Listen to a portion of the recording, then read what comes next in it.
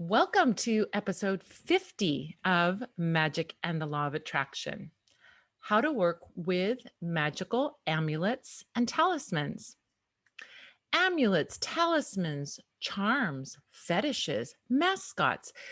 If you've ever carried an item for good luck or protection, worn something special to attract love or success, or placed a special item in your home to invite blessings, you have worked with these magical items.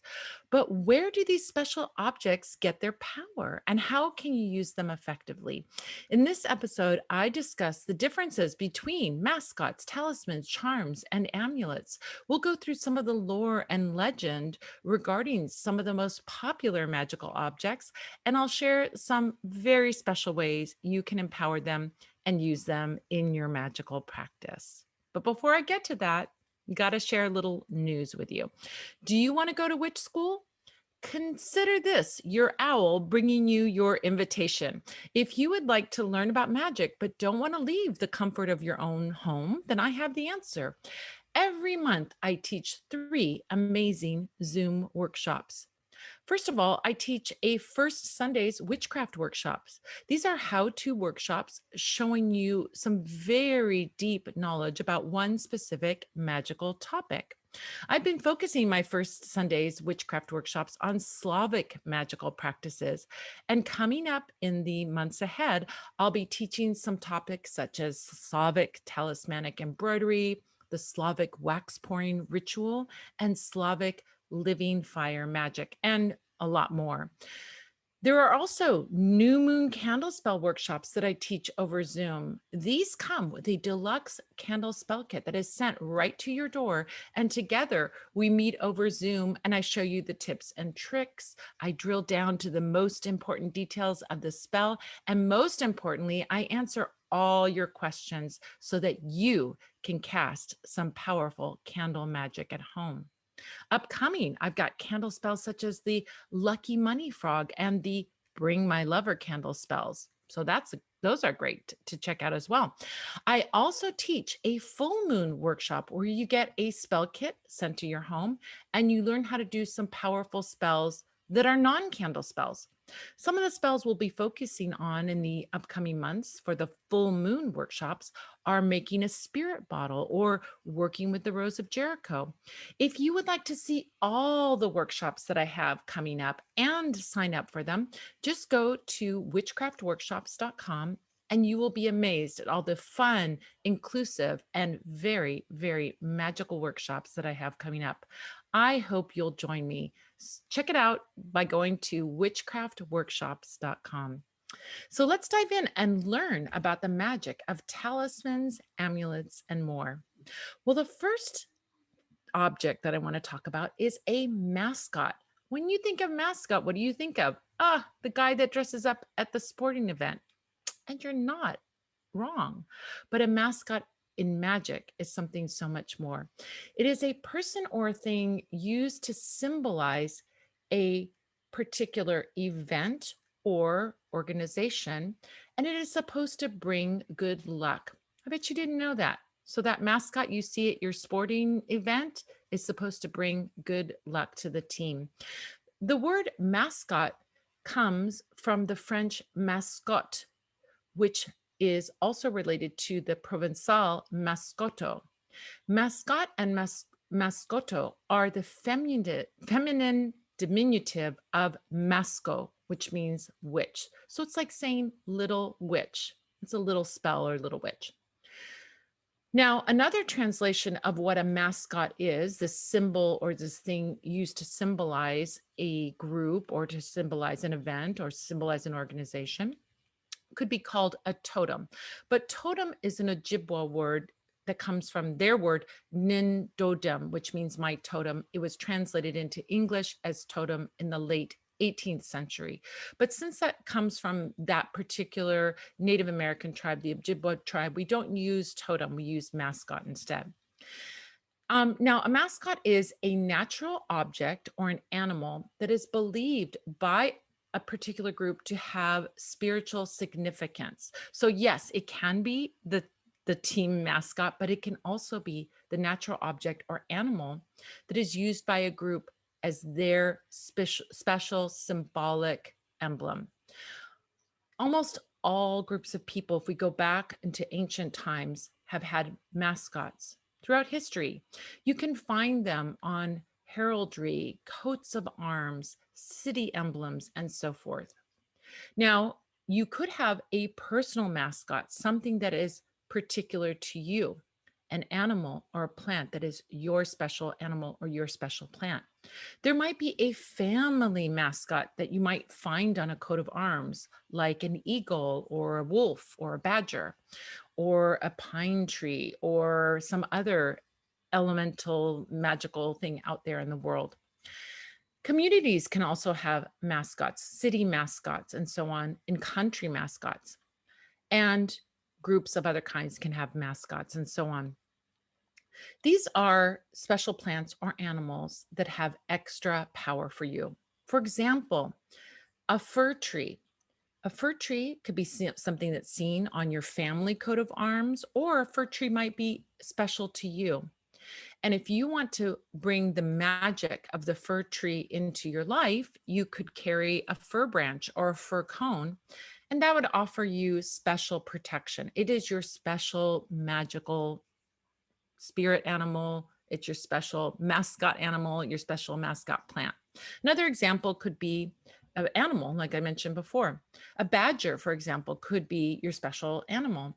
And then, if that is your animal, if you wanted to carry the protection of the badger, you could carry a tooth or a pelt of a badger or a bone, and that would have special properties for you.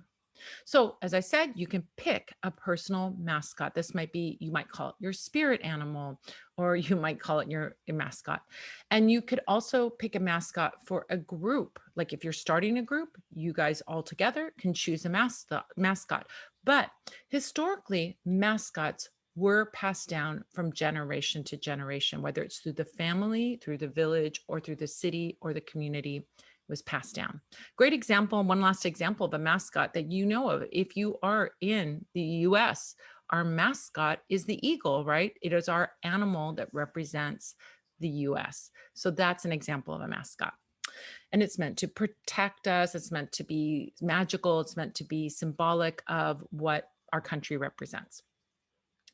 Now, another kind of object that we use magically is a fetish. And a fetish is an inanimate object that is worshipped because it has magical powers or because it is considered to be inhabited by a spirit. The word fetish came about in the early 17th century from the French fetiche, or the Portuguese fetico, which meant, or fetiço, which means charm or sorcery. And originally that meant actually made by art. And it came previously from Latin factitious. Now, an example of a fetish could be, I know in Ukrainian magic, we have the dolls that are spirit dolls. They house the spirits. They're called motanki or a motanka. And these would be an example of a fetish because it is a spirit doll and it houses a spirit. Okay.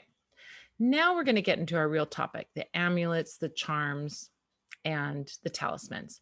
Now, an amulet is an ornament or a piece of jewelry that is thought to give protection. It could be protection against evil, protection against danger, protection against disease, protection against some kind of negativity that you don't want in your life. Amulets can be carried, worn, or displayed, and they are believed to have the power to ward off that negative energy, keep evil spirits away, and keep illness away. Amulets have been worn for, millennia by people as a form of protection and defense from the evil that exists out there in the world. Usually amulets are small. They're not big statues or things like that. They're usually small things that you can carry or wear or display. They can be natural or they can be crafted. They can be blessed by somebody who has magical powers. You can bless them for someone else and give it to someone else. And the person who receives the amulet doesn't need to know that it's magical and it can still be effective. Amulets are apopotreic. Apotropes are specific kinds of amulets that are designed to ward off evil. That's another way. Apopotraic is to say it protects against evil. And that word, apotrope, means comes from the word Greek, a Greek word that means to turn away. So you are turning away evil and negativity. Examples of amulets that you might see commonly, actually, are things like crucifixes. People wear them around their neck, they have them displayed in their home. Garlic is a natural one. Runes are examples of amulets. Lucky coins are another example of amulets. Horseshoes, right? And one that's really common and people are quite into, and it's quite fashionable right now, are evil eye charms. Those eyes, and thinking of evil eye charms, are especially magical and something that are meant to keep away that negativity from a jealous glance. Someone looking at you and being envious or jealous of you can create some negativity, and an evil eye charm is meant to turn away that negativity. This idea of an eye sending back the evil eye goes back a long, long time. We see them going back to ancient Greece. In ancient Greece, there were drinking vessels called kailikes, which were that translates to eye cups. And in the 6th century BCE, we see these kailikes, and there were cups basically with eyes on them. Now, the idea behind them, they believe, is that when you open your mouth, you are opening your mouth possibly to some evil coming in, and you have to open your mouth to drink something. So this was a way to create protection when you were drinking. So you wouldn't get any evil eye when you were opening your mouth to drink something. We also see fishing boats in some parts of the Mediterranean that have eyes painted on the front of the boat to protect the boat. And this is still something that we see today. It goes back to ancient times, but we still see it today. Now, this idea of openings being vulnerable is something that is in a lot of different cultures. People in Slavic magic and other magical practices see doors and windows and chimneys as places that evil could enter into the home. If your door was open or your chimney, down the chimney could come some evil. You wanted to protect yourself. So these passages would be protected by symbols and things, and we're going to talk about that in a little bit later. But one of the ways that these areas that were open and vulnerable were protected was by putting faces. So in ancient Greek, they would put these satyr faces that had beards, and sometimes they were wearing pointed workman caps. They would be carved over the doors of any opening in the home to protect the people inside. This then evolved into our gargoyles that we see on churches and castles in medieval times. We see things such as Sheila Nagigs, which are female figures with their legs spread and their vulva open, hunky punks, which are grotesque faces that are carved. And these were meant to frighten away evil or frighten away anybody that had malicious mischief on their mind. Now, another version of that you might be very familiar with are jack-o'-lanterns. Our pumpkin lanterns that we carve at Halloween are meant actually as these grotesque faces that are meant to scare away evil. Originally, during this time in the Celtic New Year, Samhain was the time when we say, and of course in witchcraft, the veil between the worlds is the thinnest. And so good spirits could come around, but trickster spirits could come around. And in the old days, they would carve these little jack-o'-lanterns, these little grotesque faces, and light them from within. But they weren't using pumpkins. Pumpkins are a New World thing. In the Old World, they used turnips and beets to carve these little lanterns that were supposed to keep away the evil spirits that were walking the earth during that vulnerable time. Then, as it came into the New World, we had pumpkins, and so we started doing that with pumpkins, and thus our jack-o'-lantern is an amulet to keep away evil. Pretty cool, huh? Now, a talisman is a little bit different. A talisman can be an object. Sometimes it's a ring or a gemstone or some manufactured item that is thought to have magical powers and is to bring good luck, to empower something. So, amulet keeps away evil, talisman brings power. The word talisman came about in the mid 17th century. It was based on an Arabic word, tilsam. And there's a Greek word that's similar, talisma, which means completion or religious rite. And that was where the word talisman came from. Now, talismans are believed to give power, to bring power to the person wearing them. Now, I use talisman and amulet kind of interchangeably, but if you want to get really technical, talisman is to bring in power and amulet is to keep away negativity. So, examples of talismans that we know in legend and lore that are super famous are Excalibur, which was King Arthur's sword, that special sword that King Arthur had. Aladdin's lamp is another talisman that was giving power to Aladdin. A magic rod or magic hats, these are all talismans. And people would wear talismans, carry talismans to bring power, to bring confidence, and to empower what they already had. So more success, more prosperity, more good luck. And talismans are generally crafted. They're not something that you can find. It's more something that's created for you. Now, the last term I want to get to is a charm. A charm is an object that is kept or worn or displayed to ward off evil and bring good luck. So a charm can go either way. It can keep evil away or it can empower and bring good luck. Example of a charm, of course, are things like a good luck charm, like a rabbit's foot, for example, is a good luck charm. Not good luck for the rabbit, but good luck supposedly for the person carrying it. There's lots of different charms. The word charm comes from Middle English, from the French word charme or charmer, which is song, verse, or incantation, right? An incantation. So charms generally have an incantation attached to them. A charm can also just be the incantation or the words, the spoken words. But when we think of a physical charm, we're thinking of something that's going to bring good luck or keep away evil. They can go either way, protective or empowering. So when in doubt, call it a charm. If it's something that's bringing in power, talisman, something keeping away evil, amulet.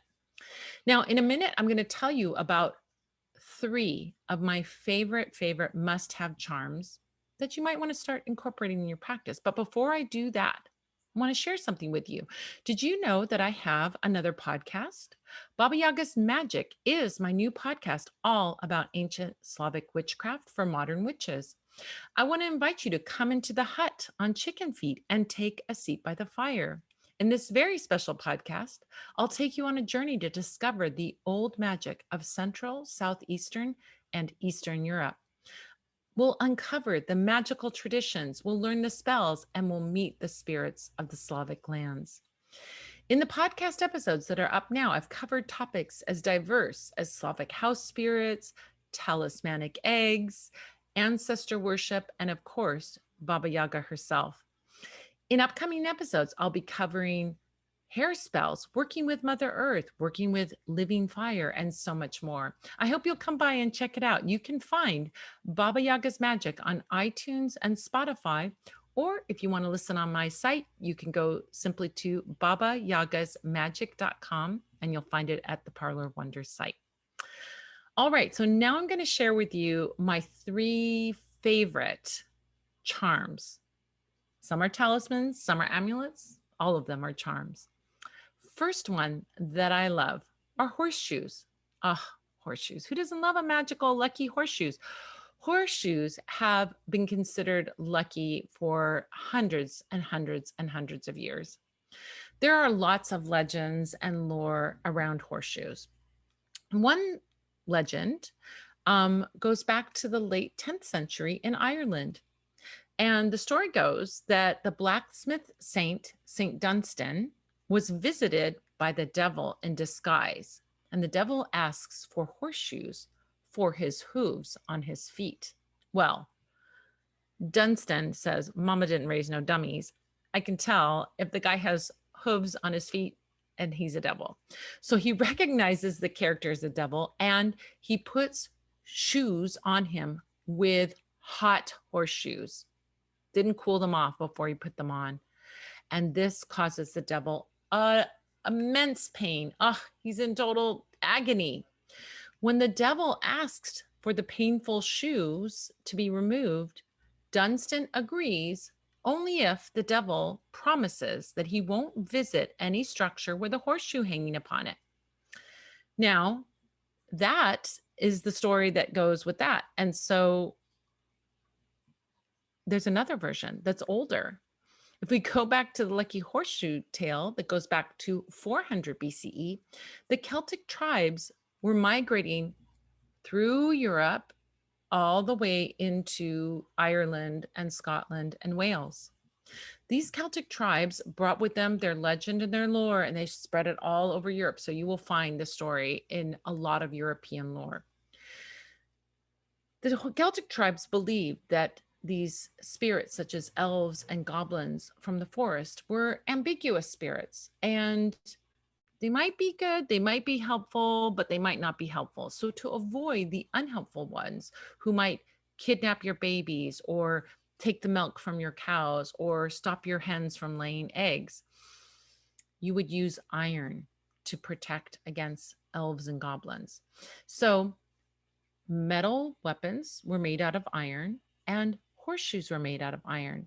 So the horseshoe symbol hung on the outside of a building, which represented a crescent moon, which was very magical, would keep the mischievous elves and goblins from coming into your barn or coming into your home and creating this havoc, kidnapping your babies, stealing the milk from your cows, and so on. Iron was believed to be protection against malefic magic. And since horseshoes were made from iron originally, and that was meant to ward off evil spirits, and they were held in place with 7 nails, and 7 being a lucky number, these were then considered to be very lucky talismans. Now, you can use iron for protection against negativity, but you can use a brass horseshoe to bring in money luck. A brass horseshoe is we see brass horseshoe talismans all over the place. So these would bring money luck because they have that gold color that's very associated with money. Horseshoes are often nailed over doors and windows. These are the liminal spaces where there's risk of negativity coming into the home. So if you didn't have somebody who could carve a face over your door, you could put a horseshoe over your door. Now, the question always arises, do you hang your horseshoe with the points up or the points down? You get to choose for you.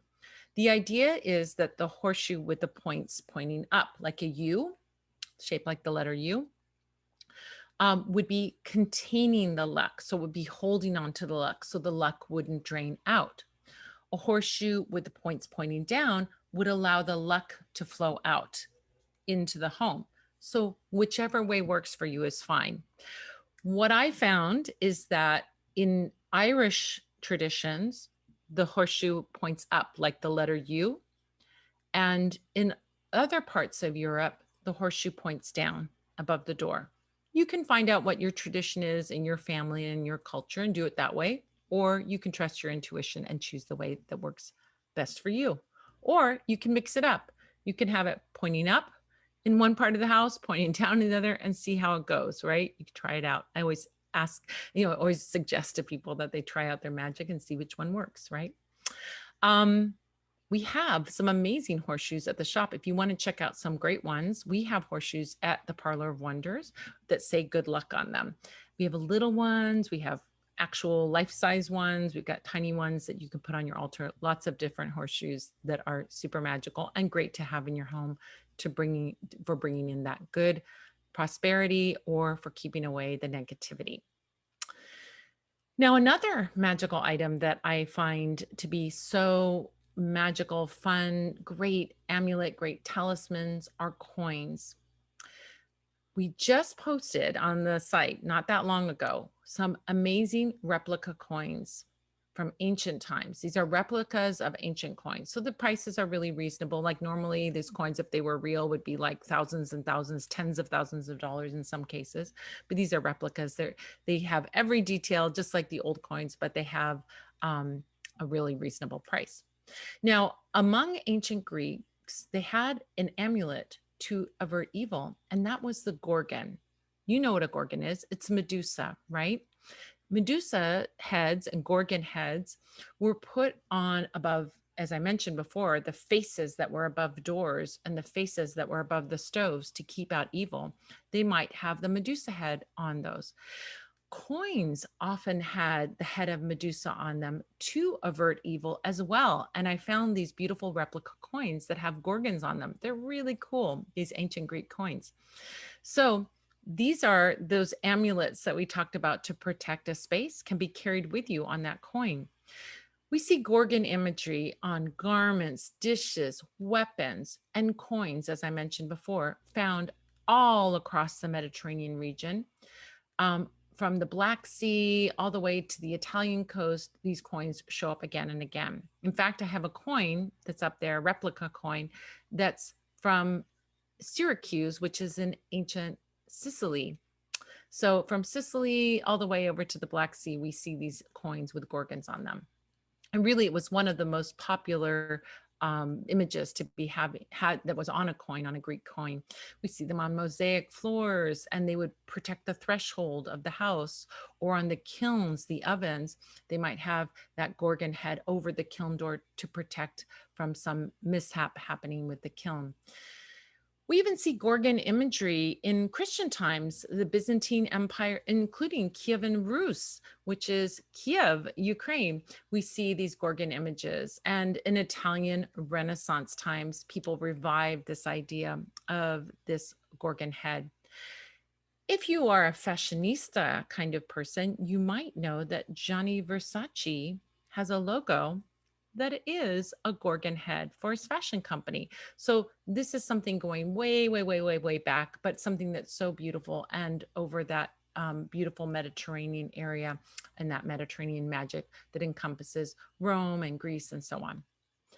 Lucky coins are a great thing because you can pop them in your pocket, you can pop it in your coin purse, your wallet, you can throw it in onto your altar. They're really, really great. There's one really special lucky coin that I want to share that we have at the shop as well, and it's called a Billiken coin. So the Billiken is a charm that is actually much more modern. It was created, but not too modern, because I love an old thing, right? This was created, the Billiken charm was created by an American art teacher and illustrator, Florence Pretz of Kansas City, Missouri. And she is said to have had seen this mysterious figure in a dream. And she created what she called in 1908 a Billiken. So she created a Billiken, it was a doll, and then it became a charm on a coin. The Billiken looks like a little, kind of like a monkey. He has pointed ears. He's like a little elf-looking guy. He's got a mischievous smile. He's got a little tuft of hair. He's got kind of a pointy head. He's kind of a little imp or a little elf. And he's sitting down, and on the coin has the best thing on it. On the front, it says, "The God of things as they ought to be." And on the back of the coin, it says a little poem. It says, "I am the God of luckiness, so always keep me nigh. Misfortune's frown will disappear at one flash from my eye. Be sure that I am on the spot when projects you begin. I am the God of luckiness. My name is Billiken." Such a cute little old-timey poem and a great little old-time amulet and charm, really to be carrying with you for good luck. Now, the tradition was that if you bought a Billiken for yourself, it would give you good luck. But if you gave one as a gift, it would bring even better luck to the person that you gave it to. So it is a fun thing to have. We have these replica Billiken coins as well, and we have those at the shop, and you can check them out. If you would like to see what they look like, you can go check them out at Parlor Wonders at the shop. Now, another charm that I love are runes. Runes are great on so many levels. They're very, very magical, very, very special, and really something that you can bring into your life very easily. You can bring in a set of runes and use individual runes for what you want, or you can use these bind runes for special intentions. So, for example, we have a charm at the shop that's the Vegvisir. The Vegvisir is an Icelandic stave rune, and it means the wayfinder. So it's listed under the Wayfinder rune talisman or Wayfinder rune amulet, I think. I don't know which one I said, but it's an amulet or talisman intended to help you find your way when you're having rough going. Now, originally, this was a symbol that was found in the Huld manuscript, collected in Iceland in 1860.